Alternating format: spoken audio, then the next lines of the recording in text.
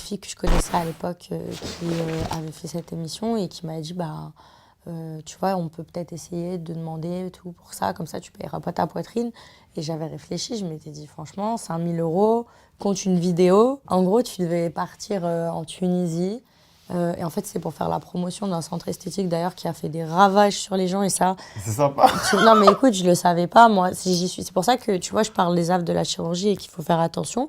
Parce que même quand je suis allée là-dedans, tu vois, j'avais pas de recul. Je voulais juste avoir une poitrine. Et au final, j'ai regretté la poitrine parce que déjà, j'ai demandé la plus petite taille, mais je savais pas la projection et tout ça. Donc, ils m'ont mis une projection énorme pour dire que je pouvais pas croiser mes bras. J'étais comme merde. ça.